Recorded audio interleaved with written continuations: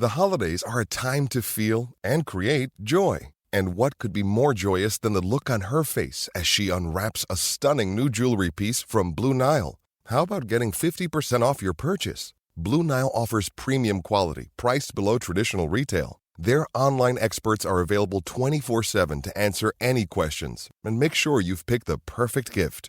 For a limited time, you can get 50% off at BlueNile.com. That's 50% off at BlueNile.com.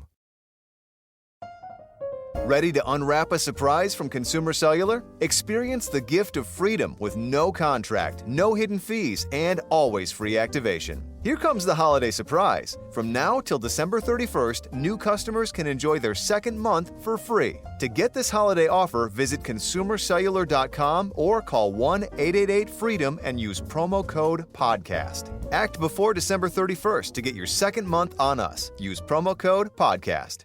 Looking for a fun way to win 25 times your money this football and basketball season? Test your skills on Prize Picks, the most exciting way to play daily fantasy sports. Just select 2 or more players, pick more or less on their projection for a wide variety of stats, and place your entry. It's as easy as that. If you have the skills, you can turn $10 into $250 with just a few taps. Easy gameplay, quick withdrawals, and injury insurance on your picks are what make Prize Picks the #1 daily fantasy sports app. Ready to test your skills? Join the Prize Picks community of more than 7 million players who have already signed up. Right now, Prize Picks will match your first deposit up to $100. Just visit prizepicks.com/play100 and use code PLAY100. That's code PLAY100 at prizepicks.com/play100 for a first deposit match up to $100. Prize Picks, daily fantasy sports made easy. Hello, this is international football commentator Derek Ray, and you're listening to the Ranks FC podcast.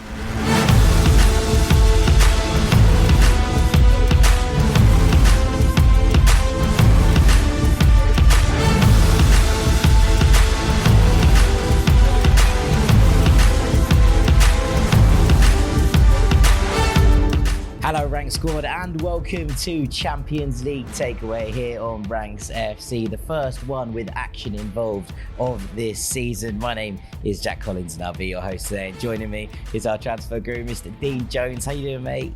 Yeah, I'm good, mate. Yeah, it's quite funny actually because when we did the last big Champions League show, which was obviously on the back of the draw, I didn't know how the draw had panned out, if everyone remembers rightly. And I got quite a few messages that day saying, oh, that was fun. Like, I'm glad you didn't know what was coming, because we loved the anticipation of getting to some of the groups and seeing how you would react to them, because we already knew.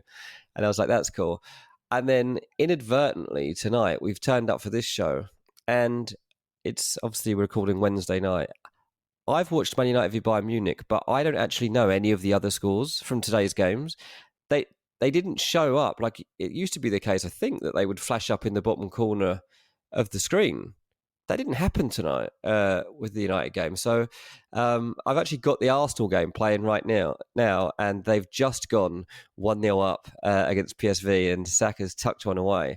But I've got no idea how the game ends. So you are actually going to be a great service to me tonight, mate, because you are revealing some Champions League scorelines. And I've avoided the score app because once I realised I didn't know any outcomes, I was like, do you know what? I'm going to find these out on the app, on the pod as well.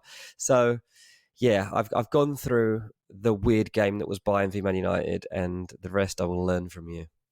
Yeah, I mean, the way that we're going to do Champions League takeaway through the group stage is going to be a bit different to what we did in the knockouts, because at the end of last year, obviously we could sort of dole it out and there were less games going on, but across the course of it, we can't cover everything if we want this show to be as immediate as we would like it to be. So we're going to pick 3 big takeaways from each day of the Champions League. If you haven't guessed from Dean's remark there, I'll have 2 on today's games, and he's going to have 2 on yesterday's games. And then we'll do a quick roundup of each day as well. So we'll start with Wednesday's action. And DJ, you're going to lift us off with, well, the chaos fest that was Manchester United 3, Bayern Munich 4 at the Allianz Arena in Bavaria.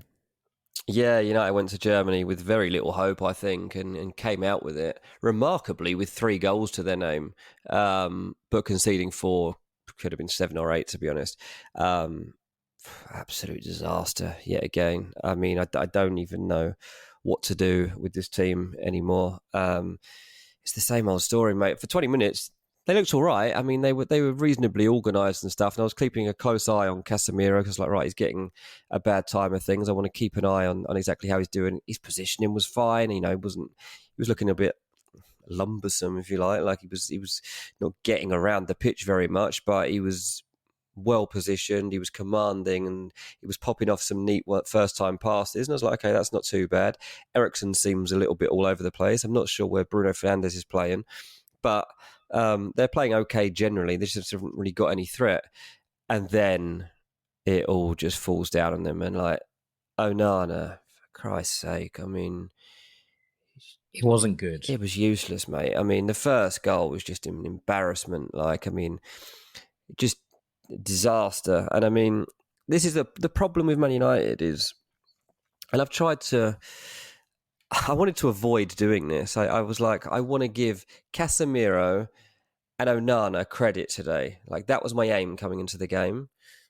I can't. It's quite a bold thing to well, start I wanted with. to. Yeah, I was like, I just going to watch these guys and be like, look, it's not that bad. And the reason I wanted to do it is because United always have scapegoats. And no, it's not Jadon Sancho. Normally, it's been like Ronaldo, it's been McTominay, it's been Fred, there's been Harry Maguire, there's been David De Gea, has been Anthony, there's been Casemiro, there's been Onana recently. And I was like, this isn't it. Like, it's the overall thing that's the problem. And we're always picking out individuals as they're the problem. And then Onana does that. And I'm like, for fuck's sake, like, what are you doing? And then let's hit another one, like 4 minutes later. To be fair, the second goal isn't quite as bad. The second one, though, it's Casemiro's fault. Like, Musiala's gone round him like he's an old man.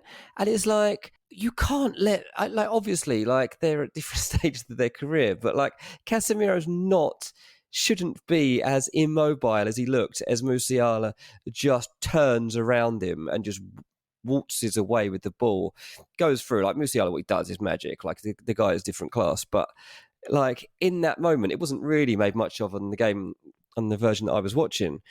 I was like, that is so easy. The way that Casemiro's gone out there and then not done anything to stop him from getting past him. And then, yeah, you know, Gnabry sticks it in. United 2-0 down the Allianz, and there's pretty much no way back from there.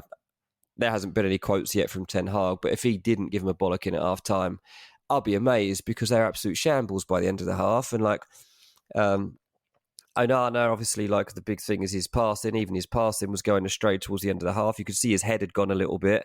United had 3 sub-keepers on the bench, right? And this is weird, obviously, and they're doing it to make up numbers.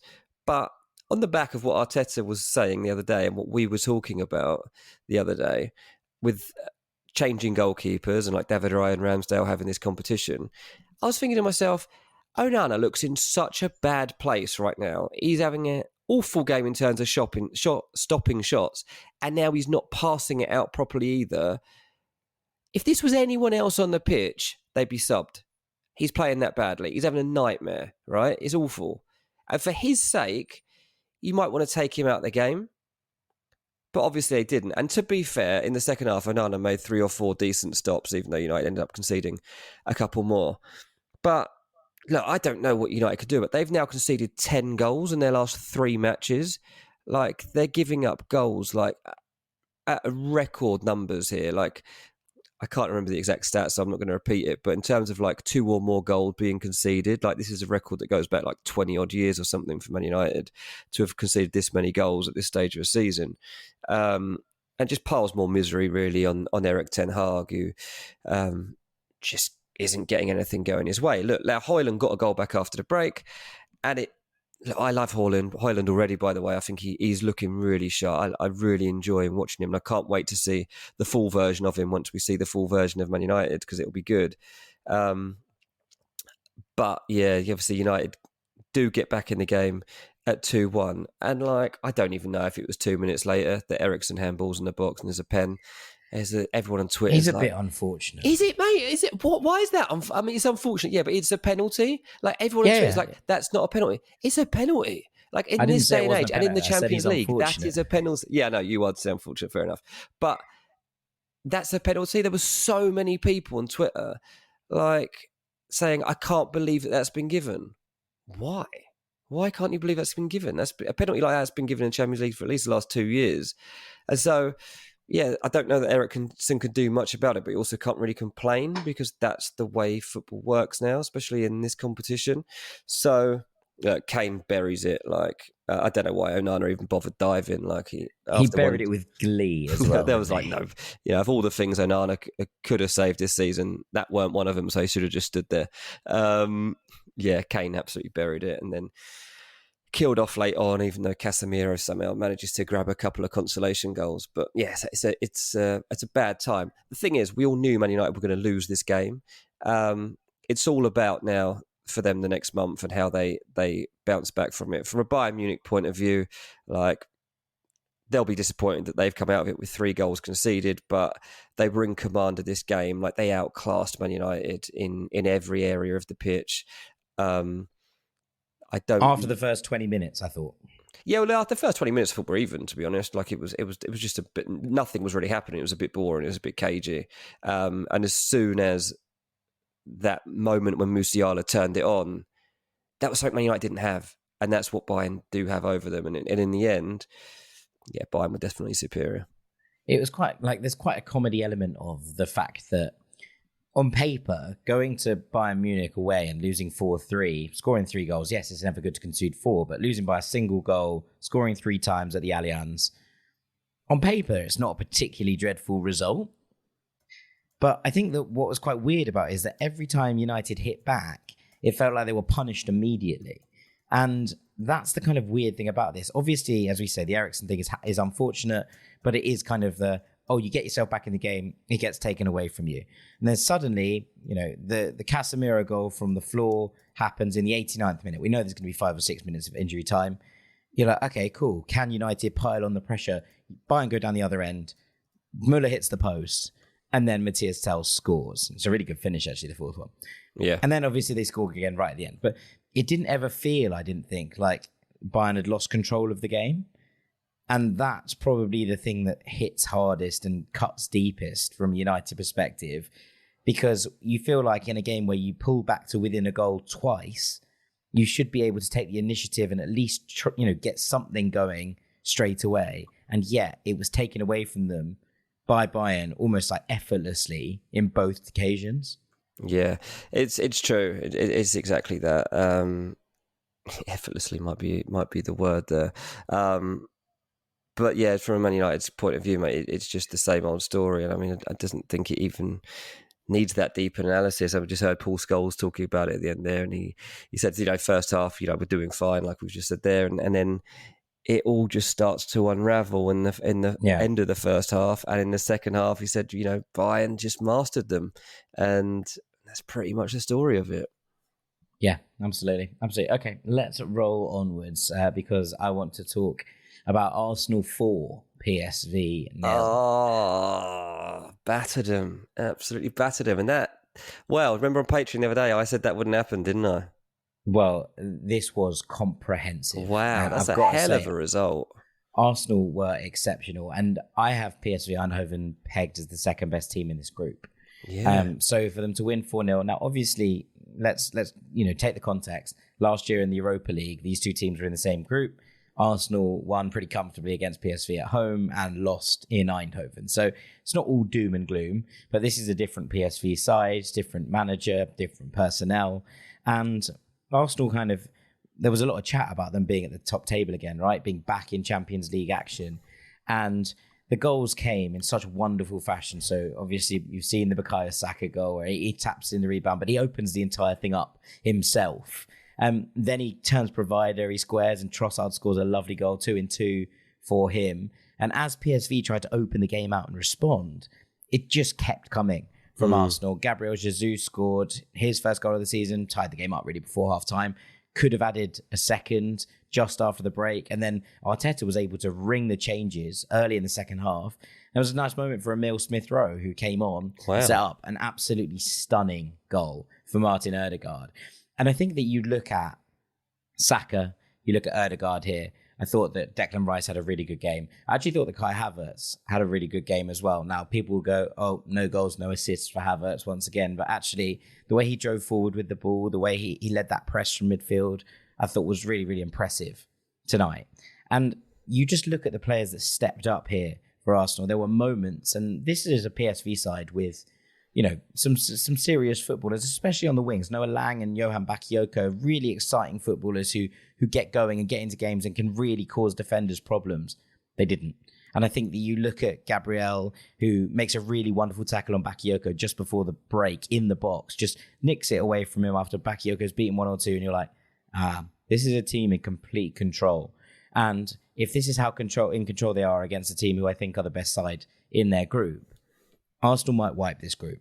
And to kind of get to that level, and it's kind of one of these real strange moments that it's always hard stepping back into the Champions League. It's always, some teams really struggle to make that jump up. Some teams struggle with the expectation. And we talked about Arsenal and struggling with expectation at different points of last season.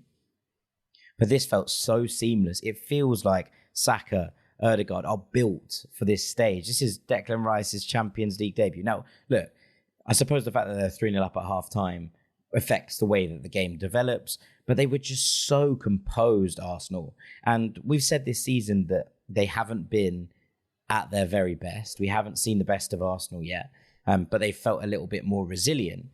And this is what happens when that resilience opens up really early. And it just felt like so many of this team were so ready for this stage. That was my big takeaway from the Arsenal game. They just felt so ready, so composed, so in control. And the fact that he got off to that really good start will have helped this. And ultimately, you look at some of the other games in this group, and we'll talk about that in a little while.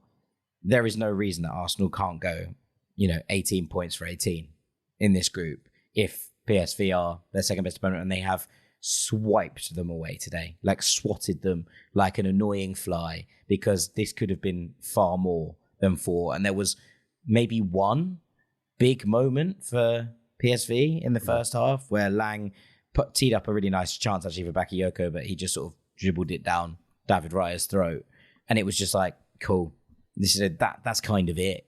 That was all that was kind of offered up as a response. And this was a really, really impressive performance from Arsenal, I thought. Oh, wow. Well, I wasn't expecting them to see them off this resoundingly, and to not concede against PSV is very impressive. I mean, that's now 2 goals. David Raya was in goal, wasn't he? So that's 2 games in a row he's played and not conceded. So that's back-to-back clean sheets. So that's very interesting in this goalkeeper competition that Arteta has now presented himself with. And I'm guessing that means that David Raya is going to be starting the North London derby at the weekend. So that's another little narrative to bounce off of that one with. But that's important for Arsenal too, going into that North London derby. This was a massive week for them, having this first Champions League game, being back in the competition, and then going into a game they really need to at least not lose at the weekend. And I imagine after the performance that you've just described, they will highly fancy their chances of now taking that tone into the Premier League. And while they've been good in the Premier League, as you say, they haven't been like outstanding and like actually set themselves apart from teams so far. And this will be an opportunity for them to now go and do that. I'm just going to say, by the way, because I was absolutely slating Onana a minute ago. As we're recording now, some quotes from him have just dropped because he requested to speak after the game to the media, and he's come out with quotes just accepting the blame for this defeat. Says it's my responsibility. It's because of me we didn't win. I have to learn from it. I've got a lot to prove. To be honest, my starting here at Man United is not good. It was me who's let the team down. Very rarely do you hear that, and I don't know if you saw it, but there was a video going around before the game of him doing an interview. I'm not sure with which TV outlet it was, but it was a foreign one. Basically saying like everything's going to be fine. This is a team problem that we've had so far. And he was talking so confidently and so calmly that he even put his arm around the interviewer. Like he was so relaxed in himself. And then he goes and puts in a performance like that. And he has to come out with quotes like this after. So fair play to Onana for holding his hands up there. He's got that's criticism, brave. and he's already bouncing back from it straight away and coming out and saying, yeah, I'm to blame. That is pretty brave, yeah. But I mean, obviously they are Statement FC, so we should have probably expected it. But even the goalkeeper's doing it now. Yeah, absolutely. Well, fair play to Andre Onana. I do really hope he turns that around because I do think he's a wonderful goalkeeper. Right, the third and final takeaway is going to be from Real Sociedad 1, Inter 1. And I'll walk you through this game in a minute. Yeah. The takeaway is that Simone Inzaghi got this wrong. He over-rotated. And he over-rotated quite badly. He started Marko Arnautovic up front instead of Marcus Thuram. He started Carlos Augusto on the left wing back. He brought in Christian Aslani in defensive midfield. And he brought in Benjamin Pavard as well in the defensive line. And Inter Milan are incredibly, incredibly lucky to have got a point out of this game. They should have been dead and buried.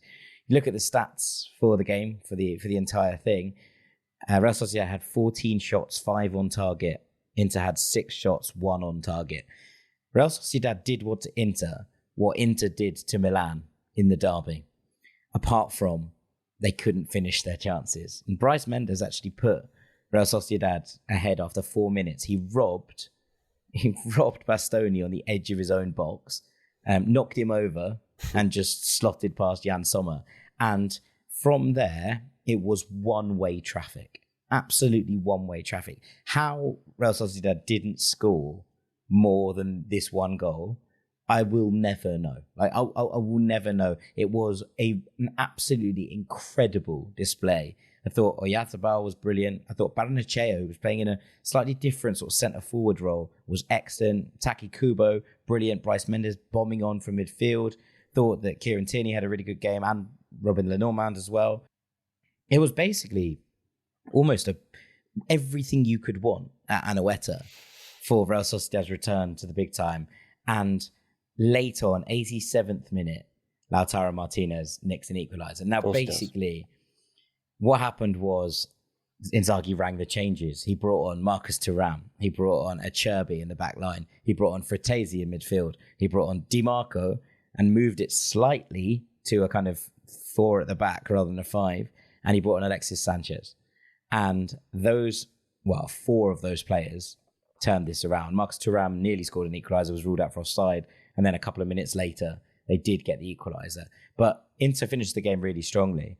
And I think they will be looking at this and going, 1, wow, we've got away with one there. And 2, if we'd actually started playing 10 minutes earlier, we could have won the game. So it's a bit of a strange one.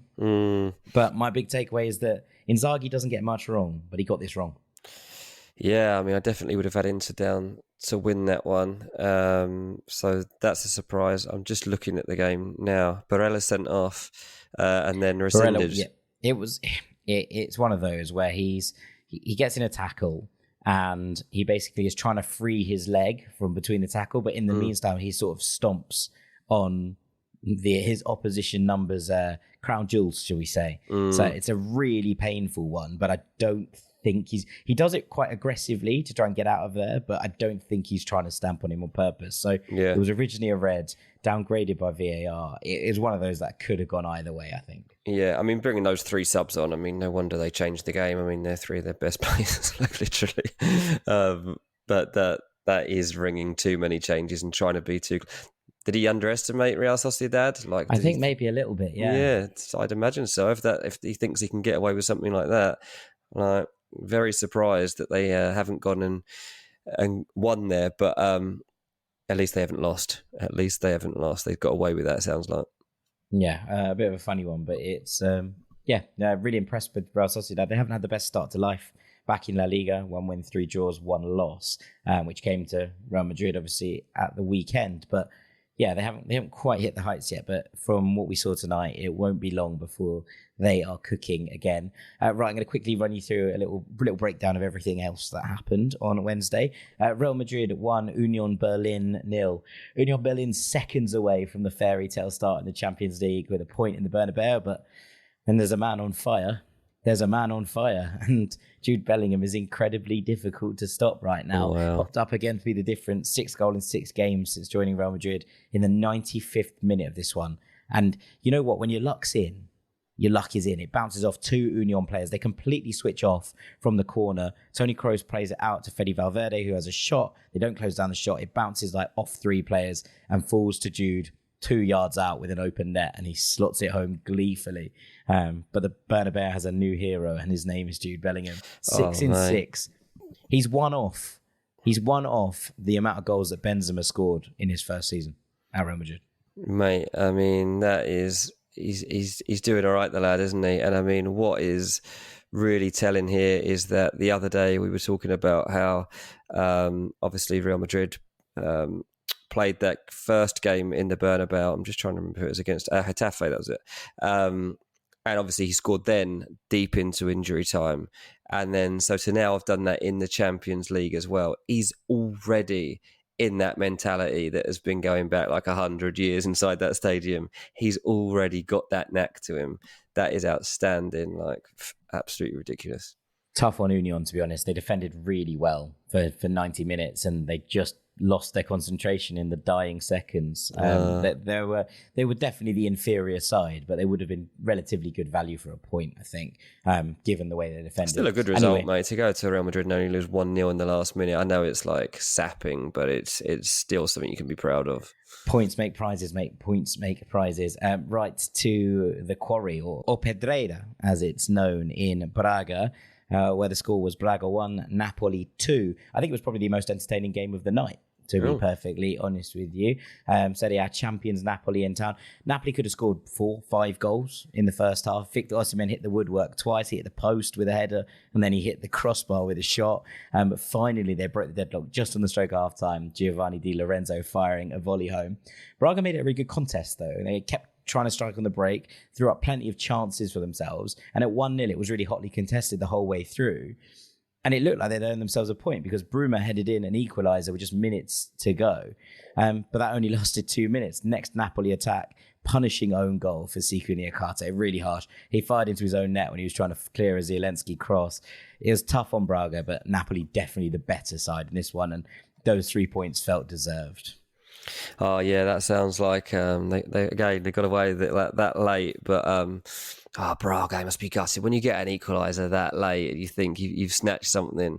It's all about that strength of mind and resilience to hold out. But when it's Napoli coming at you and at you and at you, it's always going to be hard. I mean, who was left on the pitch at the end? Is it Osimhen? Oh, he was still on the pitch. I'm just looking through this now, but Osimhen was still on the pitch. I see by the time they actually did get that breakthrough goal, is it? He was indeed. Right, Sevilla 1, Lens 1. Sevilla started strongly, I thought, but it was a pretty dull game. They were gifted a goal by Brice Somba. He sort of let Lucas Campos get in front of him at a corner and just like loop a header over his head, which was pretty dumb. But you kind of expect better from Samba. He's a French international. He's been very good for a long period of time. Just expect him to be able to improve on that kind of thing. But Lens got a point. They got a really good equaliser from Angelo Fulgini, who hit a screamer of a free kick into the top corner.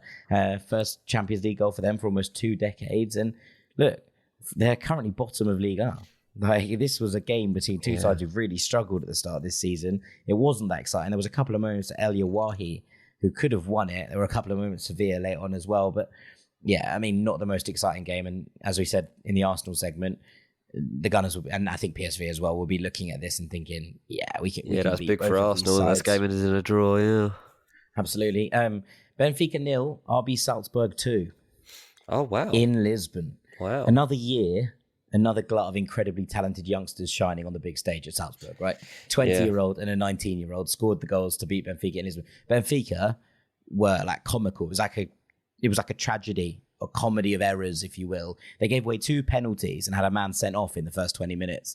They were given a sort of reprieve when Karim Konate missed the first penalty. It was a really bad penalty. And then they were like, okay, that wasn't good enough. You have another go. Trubin came out. Trubin gave away the first penalty. Came for the second. The ball gets lifted over him when he comes out with nowhere near getting it. And it bounces off the crossbar. Antonio Silva tries to head it away, misses it, and then just palms it off the line. And the ref's like, mate, what are you doing? He's like, Milan of the week. It's like, obviously you're going to have to send you off. I don't think he's intending to do it. It's like kind of like a, a natural reaction. But it's like the referee's like, I know you didn't mean to do that, but you've just denied them a goal. Like, you've got to be sent off. And Roko Simic put it away. Do you know his dad was Dario Simic, 100 caps for Croatia? Oh, was it? Yeah. So he scored from the spot, really good goal. And weirdly, Benfica got better once they had 10 men. Angel Di Maria nearly scored directly from a corner. There were a couple of big chances, but eventually they threw a bit too much caution to the wind, and Salzburg went on this kind of 5-man break. Simic knocked the ball round the keeper, and Oscar Gluck, 19-year-old who shone in the under European Championships the other year, tapped home for a debut goal in the Champions League for him. So yeah, another crop of Salzburg youngsters tearing it up on the big stage. Really, really cool. And finally, Galatasaray 2, Copenhagen 2. Bit of a nuts game this as well. It was the other early kickoff alongside Real Madrid, Union Berlin. And Galatasaray were 2-0 down in Istanbul to Copenhagen after some pretty comical defending, to be honest. But then Copenhagen had a man sent off, and Galatasaray just somehow turned on the style. 2 absolutely unbelievable volleys in 2 minutes, leveling the contest. It was 86th and 88th minute, I think, the 2 goals in. But in the second one, made in the Premier League, Wilfried Zaha crosses the ball, and Tete, who was on loan at Leicester last year, volleys home. So ended 2-2. A bit of a crazy contest, but the Gala fans would have gone home relatively happy, having been very, very upset at halftime. Interesting one. Well done, Wilf. He's always wanted to play at this level and try and make his mark. So I'm glad he's done that in match day 1 at his new club. Yeah, absolutely. All right, after the break, we're going to be looking at Tuesday's action. So don't go anywhere. Welcome back to Ranks FC and Champions League Takeaway. We're going to take a look at Tuesday's Champions League action, and I'm going to hand over to Dean for the first and the third of these takeaways. But where are we starting off, DJ? We'll go to Milan first. AC Milan 0, Newcastle 0. Somehow, the takeaway really is that Rafael Leão's had an off day. And these don't come around as often as they used to, that's for sure. But you do still see him, I reckon, about 20% of the time. Maybe 1 in 5, you get a Leão off day. And when you get a Leão off day, he's really off colour. And he tries things and they don't work. And he becomes frustrating. Even his teammates probably at the end are like, well, just get off. And it was one of those for him. I'm sure everybody's seen that the attempted back heel in the box after a run, and it kind of summed up how his day was going. Look, let's face it, like at the weekend, Leão was kind of let down by his teammates when AC Milan were battered by Inter Milan. This was a game when his teammates actually really bounced back from that performance. Everyone up to their levels, and Leão's dropped off, and he just couldn't find the finishes that he normally would have, and over trying, whatever, maybe. But look, Newcastle were up against it here. In terms of possession, you could look at it and it looks like it was reasonably even because Milan only had 52% according to that. But, they had like 20 shots at Newcastle's goal. Newcastle, I think, had 3 shots throughout the 90 minutes and just couldn't really offer much. Bizarrely, Newcastle could have actually nicked it right at the end. I think Longstaff stuck one over the bar. And he probably had a pass on as well, and he could have just stuck it one more pass wide. There might have been a better option for Newcastle to go and nick it here, and their fans would have gone absolutely mad. But yeah, Newcastle will be pleased, I think, to get out of here with a point. It's a good result for them. There's no doubt about it. AC Milan will definitely see this as points dropped, and I'm afraid it's one of those days where I don't like to see. I really don't like to see, and I thought I wasn't going to see it on this sort of stage anymore. But Rafael Leão just wasn't himself. Yeah, no, I think you're probably right. He had there were moments, but not kind of continued brilliance, I thought. And you're right. I thought that the rest of the Milan side really stepped up. I think Newcastle, and I watched Eddie Howe's post-match interview yesterday, and he was like, no, I thought it was a pretty even game. Just they had all the chances and we didn't. Like, that's not an even game, Eddie. That's very different to an even game, I would say. 25 shots for Milan, 9 on target. and unable to breach the Newcastle goal. I thought that Nick Pope did well without being, particularly brilliant and didn't need to. But I did think it was a little bit harsh that the commentary team kept being like, they keep heading it all straight at Nick Pope. I was like, they're heading it down into the ground and, it's bouncing up into a good place for him. That's not necessarily their fault. That's just a little bit of luck. It felt like a really harsh criticism, but Milan will probably be looking at it and going, that's a major missed opportunity in such a difficult group at home. You've got to have to win your home games. So absolutely, yeah, tough one for Milan. Really I want to take us over to Barcelona, where my hot take of this is João Félix is back in Ballon d'Or form. Go on then. Welcome back to the João show, because I have missed this. I have missed watching him in this kind of joyful exuberance, and watching him in these first two games, even against Betis at the weekend, filled my heart with joy. He is just such a wonderful footballer when he's enjoying himself. And look, whether that goes across the course of his career, and it's not always going to be sunshine and rainbows, right? And you have to learn how to deal with those things. And maybe that's a criticism that he can have. But when he's on this kind of form, and you can see the kind of childish glee that he has about playing in this Barcelona shirt, he's now got 3 goals and 1 assist in 2 starts for Barcelona. Wow. It's a pretty remarkable start to life. They've won both games he started 5-0. Now, this was comfortable against Antwerp. They started hot and it didn't get much easier. But more than anything, his goal is good. It's a really good sort of tuck inside, hit the ball early. And we saw a lot of that at Benfica, where he's an early striker of the ball and it would beat goalkeepers all ends up because he hits it hard and low and true. And we've seen a little bit of that so far here at Barcelona. But more than that, his assist for Lewandowski's goal is really beautiful. And it's like one of those you're looking at and going, okay, wow. And suddenly Lewandowski looks reborn. The first couple of games of this season, yes, they were tough physical encounters, fine. But he's said last season that whilst he appreciates why Barcelona were playing with that 4 sort of in the middle rather than 4-3-3, it meant that he didn't have as many players to work off, and it meant he thought the team were less creative. Well, suddenly Felix has come in on that left-hand side, and his eyes must be lighting up every time they get the ball into the final third. Gavi was brilliant behind him as well, allows Felix to kind of not necessarily need to do quite as much defensive work. But when he's playing like this, he is such fun. And I think this Barcelona side are going to be a heap of fun, in the Champions League this season. I think there's a bit of okay, we didn't get through the group stage season. Can we come back and make a real statement? And I wonder if this is going to be one of the things they really heavily focus on, maybe even more so than the league, in order to just be like, oh, by the way, we're back. Especially because of the financial incentives that come with going deep in the Champions League, right? Which the club need. There is also all sorts of questions about if João Félix has an absolutely unbelievable season, can Barcelona actually afford to buy him? So is it better for them if he doesn't? But just watching him in that Blaugrana shirt has been so much fun already in the 2 games we've seen him play.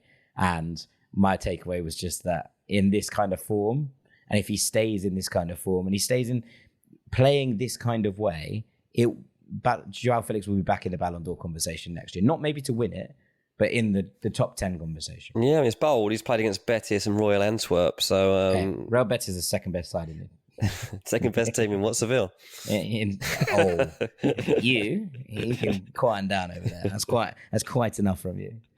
But yeah, that is a hot take, mate. But look, it's good to see this version of João Félix back. Obviously, he wasn't that bad last season at Chelsea, was he? Like, he was just in a team that was an absolute disaster, and now he's in a team that are good. So hopefully, he can just be himself and get the add in with the goals that should have probably come his way at Chelsea last season. Because half the time I watched him, he was actually the best player on the pitch still. So that's probably not far off what you're saying. He will be back in that conversation in no time. Absolutely. All right, let's go to City for our final hot take of the evening, or takeaway. Yeah, just trying to remember who they were playing. But yeah, Man City 3, Red Star Belgrade 1. Can you say that in Serbian for me, please? I absolutely can't. I mean, I still don't know why we have to see this version of it. And what does it say? Crvena zvezda. Don't know what you said. Well, I said Spain. I said Red Star in Serbian. But yeah, I wish I could say that. I can't. I'll try. Man City 3, 1. And that's as good as we're getting today, Jack. I've heard worse attempts here, I'll be honest. Look, the big takeaway from this one is Julian Alvarez is the best supporting actor in world football. You won't find anyone that is as selfless as this lad when he's perfectly capable, I think, of probably just being the main man if he wanted to be at this point. 23 years old, went to the World Cup with Argentina, picked up a winner's medal there, scored 4 goals along the way. But his job really was to make sure that it was Leo Messi's time. That was his main job. It's like, make sure you do well. You'll play all the games, but just make sure that Messi ends up getting that Ballon d'Or that he wants and that we win the tournament. And he's like, okay, no worries. Now he's doing the same job at Man City for Erling Haaland. Like, he's there. And then if the main man can't quite deliver when he needs to, Alvarez will just take it on himself. It'll just be, just leave this to me. Some of the stuff he did in this game was absolutely ridiculous. The first goal is absolutely sublime. It's one of the best pieces of skill I've seen in a long time. Oh, he's a joy to watch, mate. He's an absolute joy to watch. He's so good, in fact, that I've transferred him into my FPL team for this week, because when players are in this kind of form, and especially if you've currently got Ollie Watkins up front in your FPL team, you've got to pay notice to it. And I've got to say, I'm actually ahead of the curve for once. I put him in the day that De Bruyne got injured. Did you? Yeah, I mean, that's good. I mean, there was always that uncertainty about where Alvarez was actually going to fit into this Man City team, and he's taken advantage really of that De Bruyne injury for sure, and certainly Pep hasn't had to worry about that. I mean, that's how good Alvarez is and how strong Man City are. Kevin De Bruyne is missing, and we've all forgotten about it. Like, it doesn't matter. They don't need him. He can come back later in the season and do his thing for the last 2 or 3 months. That'll be just fine, sir. I've got to say, there can't be many teams on the planet where he wouldn't start. Oh, mate, like 2 or 3 as the main number 9. They can't be. They can't even think many of that at all. Well, he probably wouldn't for Bayern Munich because they have Harry Kane. Yeah, so there's Kane and Lewandowski where he's not going to take their shirts. I don't know, man. I think that if he was at Barcelona alongside Lewandowski, he might have had the number 9 shirt already. Yeah, maybe. He could definitely play in that team, that's for sure. Yeah, I don't think there's any doubt that he could get in anywhere. But Man City, I mean, I think you said at the time that this was going to be a great signing, and there was big things to be expected here, and he's absolutely flourishing this season. And even when De Bruyne comes back, Pep's going to have a big decision to work out like what he does, who is going to be the guy that misses out, because I don't think it's going to be Alvarez anymore. Yeah, I mean, there was a lot of fun in this game. My favourite thing that happened in this game was that there was a banner in the Etihad that just said, "Can we talk about Rodri?" And he put on another masterclass in the middle of the park, and then he got on the score sheet. Really lovely goal.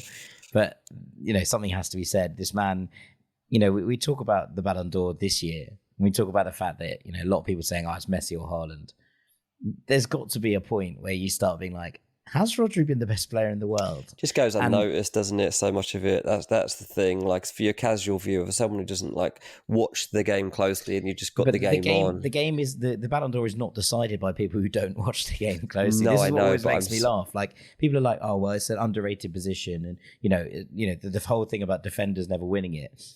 I get that, but equally, these are pretty informed, top drawer journalists making these votes. You'd think that some of them would go, "Yeah, maybe the best player in the world hasn't been the striker who scored this many goals." I think so, though, mate, because journalists typically don't analyse games like you think they would. There are people now out there who definitely do, because that is something that's come through mainly in the last 5 years, 5 to 10 at a stretch. But I'd say last 5 years, tactical football writing has become a thing. And before that, it was very, very niche. And any time I went to a press conference and someone started asking tactical questions, everyone in the room would be like, "What's he doing? What's he doing? What's he talking about? Formations? Get out of the way, mate. We want to find out if there's been any bust-ups in the dressing room."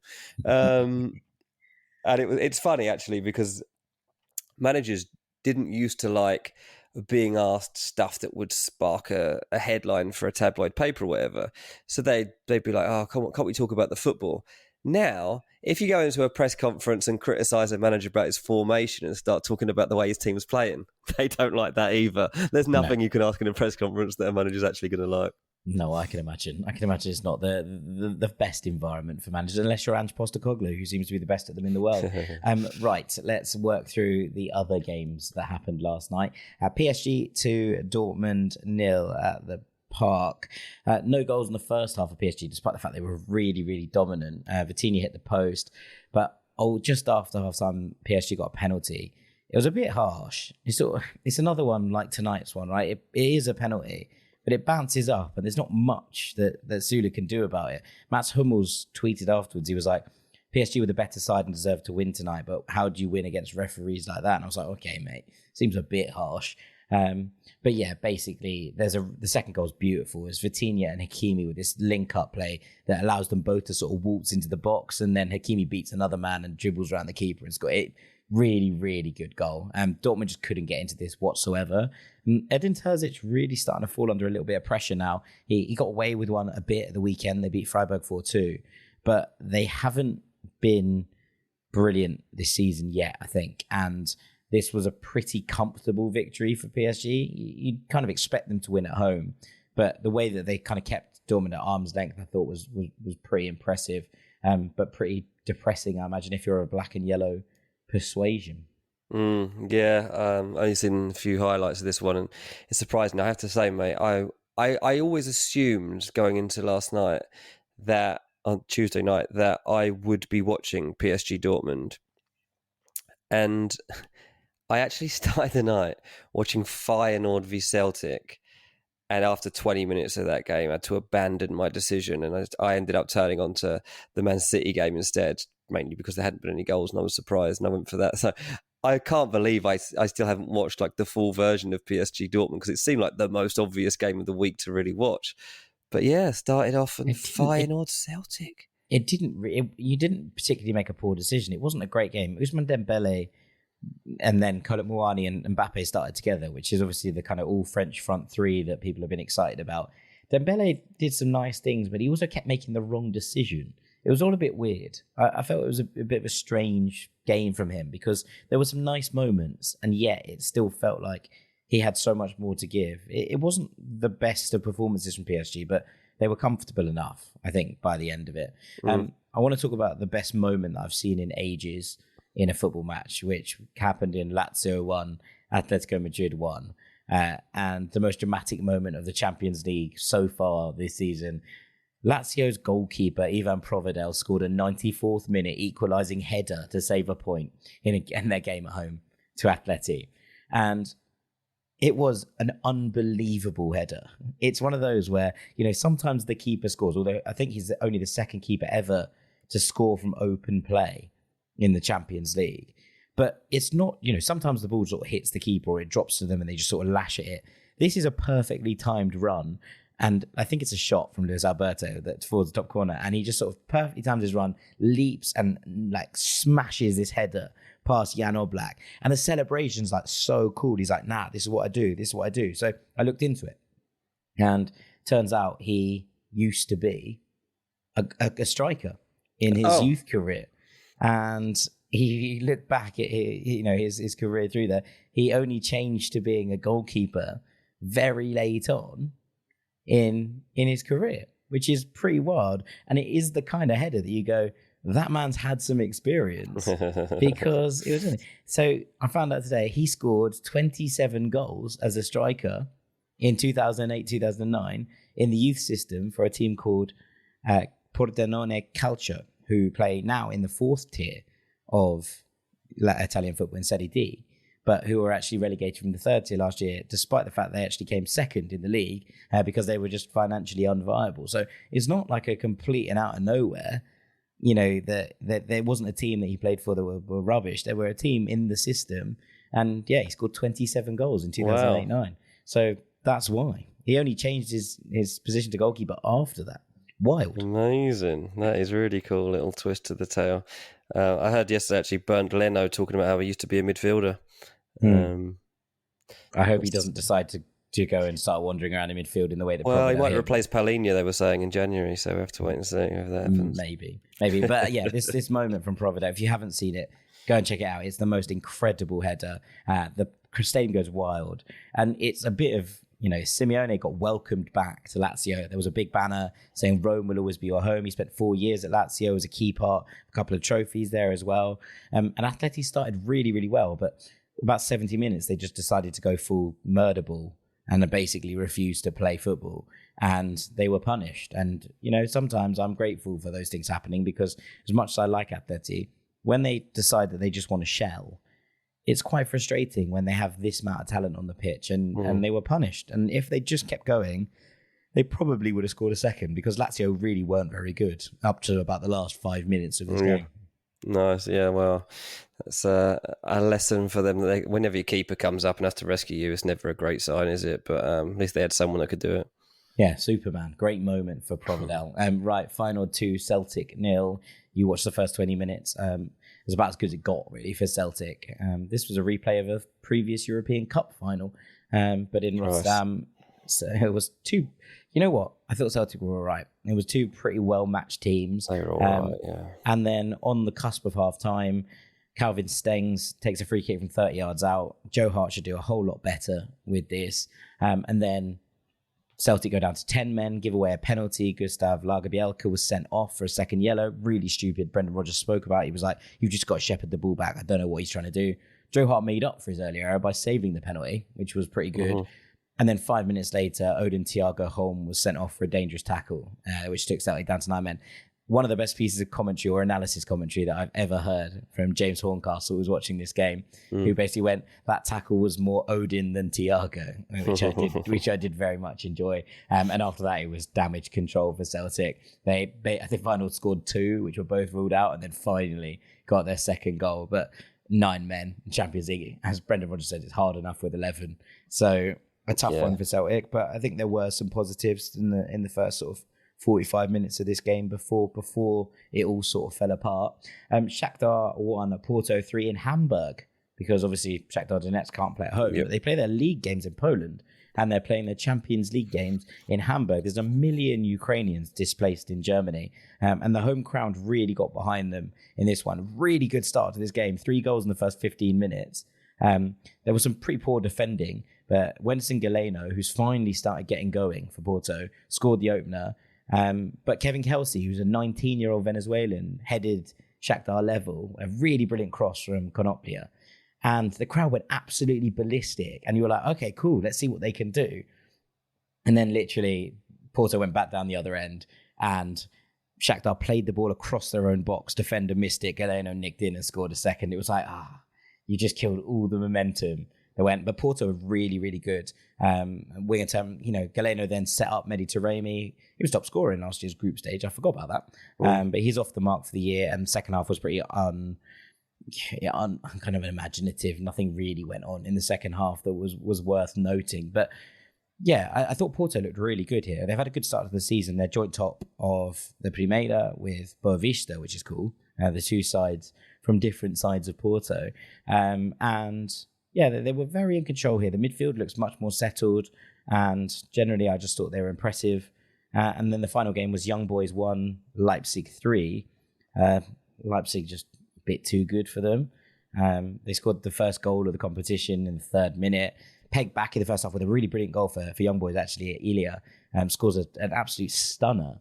But then 2 goals. I don't know how Xavi Simons doesn't win a penalty. He won man of the match in the end. But there's a clear foul. VAR just decides not to give it. Really strange. Like one of those really odd decisions that doesn't make any sense whatsoever. But it was fine. Xavier Schlager scored a really good goal from outside the box. And in the final dying seconds, Benjamin Šeško went through and scored, made him Leipzig's youngest ever Champions League scorer. If you can name me the player he took that record off, I will give you 3 pints. Well, I'm just not going to get it. I'll give you a clue. He once played for Leeds. James Milner. I think he was Leeds' record signing for a while, actually. Leeds' record signing? Harry Kewell? John Kevin Augustin. Oh, blimey, yeah, that was it, didn't they? They ended up going to court over him, didn't they? Yeah, ended up going to court. Didn't really play any games. Really strange move. But yeah, he was the Leipzig young scorer until Šeško scored yesterday. So thankfully, his name is sort of off the books now. We don't have to deal with that one anymore. And with that, I think it's probably time for us to call it a day, mate. Yeah, I think it is, mate. It's late, and it's been fun.